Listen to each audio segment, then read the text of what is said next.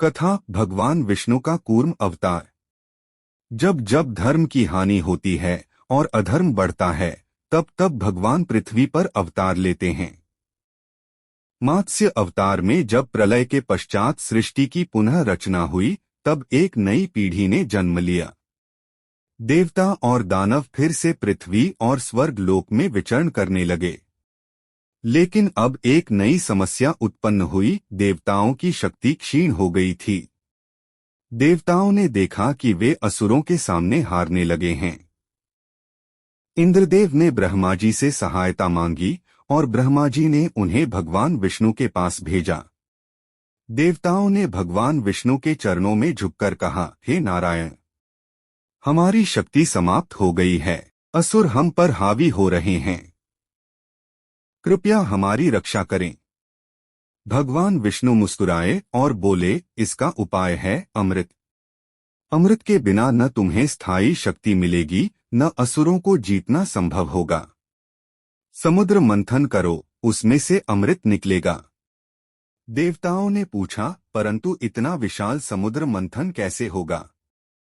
भगवान विष्णु ने उत्तर दिया, मंदराचल पर्वत को मथनी बनाओ, वासुकी नाग को रस्सी बनाओ और असुरों को भी सहयोग में शामिल करो। लेकिन ध्यान रहे, अमृत केवल देवताओं को मिलेगा। देवताओं ने असुरों को अमृत का लालच दिया और मंथन की तैयारी शुरू हुई।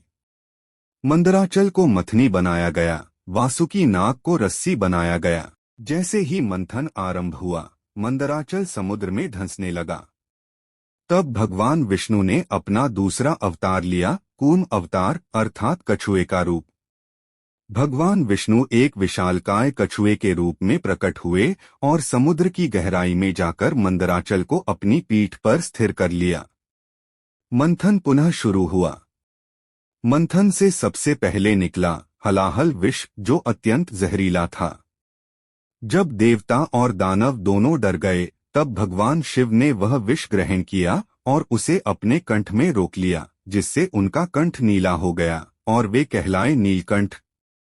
इसके पश्चात निकली कामधेनु, दूध देने वाली दिव्य गाय, ऐरावत हाथी, कल्पवृक्ष, अप्सराएं, लक्ष्मी माता और अंत में अमृत कलश। जैसे ही अमृत कलश निकला, असुरों ने उसे छीन लिया। देवता चिंतित हो गए। तब भगवान विष्णु ने मोहिनी रूप धारण किया, एक अत्यंत सुंदर स्त्री का रूप। मोहिनी ने अपनी चतुराई से असुरों को मोह लिया और अमृत देवताओं को बांट दिया। देवताओं ने अमृत पान किया और फिर से शक्तिशाली हो गए। असुर चले गए, परंतु कोई विरोध नहीं कर सके। एक असुर राहु देवताओं के बीच छिपकर अमृत पी गया, लेकिन सूर्य और चंद्रमा ने उसे पहचान लिया। भगवान विष्णु ने अपने सुदर्शन चक्र से उसका सिर काट दिया। उसका सिर राहु और धड़ केतु कहलाया और आज भी वे सूर्य चंद्र ग्रहण करते हैं। कूर्म अवतार की यह कथा हमें सिखाती है, जब हम धर्म और एकता से कार्य करते हैं, तब असंभव भी संभव होता है। भगवान हर युग में अपने भक्तों की रक्षा करते हैं। ईश्वर के प्रत्येक अवतार का उद्देश्य लोक कल्याण होता है। जब भी संसार में संकट आता है, तब भगवान किसी न किसी रूप में प्रकट होकर हमारी रक्षा करते हैं।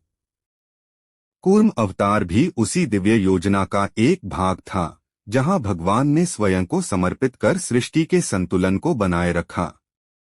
जय श्री हरि।